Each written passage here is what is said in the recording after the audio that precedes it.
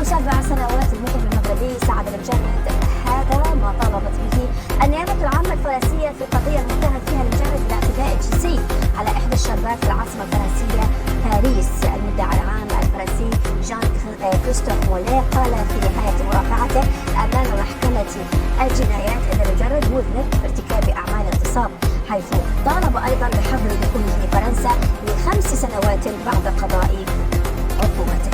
خلال جلسة المحاكمة روى النجم الغنائي المغربي تفاصيل ما حدث له عند لقائه الشابة لورا بي في أكتوبر تشرين الأول عام 2016. تطابقت رواية المجرد مع رواية لورا، ومفادها أن اللقاء بينهما حدث في ملهى ليلي فخم في العاصمة الفرنسية، حيث تناولا الخمور والكوكايين ثم انتقلا إلى غرفته في الفندق.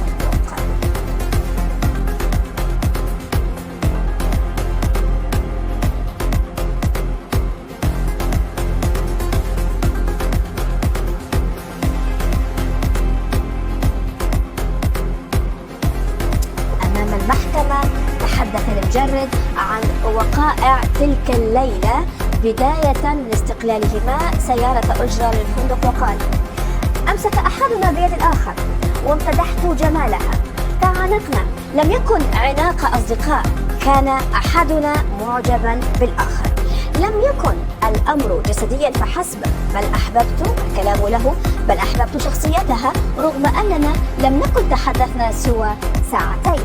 وعما حدث في غرفة الفندق قال المجرد: رقصنا وتحدثنا، ثم قالت لي إنها لم تستطع أن تقبلني أمام الجميع، اعتبرت كلامها إشارة، فانحنيت وقبلتها قبلة طويلة. وهنا تختلف الروايتين، فلورا بي قالت أمام المحكمة: رقصنا وسمعنا الموسيقى وتبادلنا أحاديث متنوعة، ثم تبادلنا القبلات وفجأة ضربني على رأسي، أمرني والكلام لها بخلع قميصي أو قميصها، فانصعت له مرعوبة، لم أقوى على كبح جماحه، لكمني ثم اغتصبني، والكلام للورا بي طبعا. قمت بعضه أسفل الظهر قبل أن أغادر الغرفة وضعت حدا لذلك الكابوس. أما سعد يقول في روايته: كنا نخلع ملابسنا حينما شعرت بخدش مؤلم جدا على ظهري، فعلت شيئا ندمت عليه، دفعتها على وجهها بوحشية. أنا سعد المجرد لم أمارس الجنس إطلاقا مع لورا بي بأي طريقة.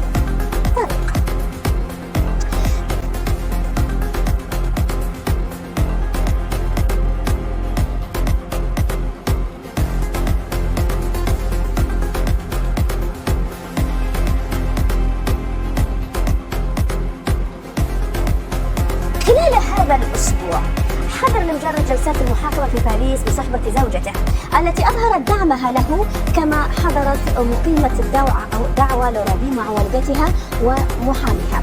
ورفض المجرد خلال المحاكمة التحدث عن تهم سابقة بالاغتصاب وجهت إليه. كان قد برز اسم المجرد في الولايات المتحدة بقضية اغتصاب تعود للعام 2010، لأن ملاحقاتي أسقطت في حقه عقب تسوية مع الضحية لم تعلن قيمتها. كذلك وجهت له تهمة اغتصاب لعام 2017 على خلفية وقائع أوردتها شابة فرنسية مغربية أكدت فيها تعرضها للاعتداء الجنسي والضرب، وقد انسحبت المدعية لاحقا من القضية وقرر القضاء رد الدعوى.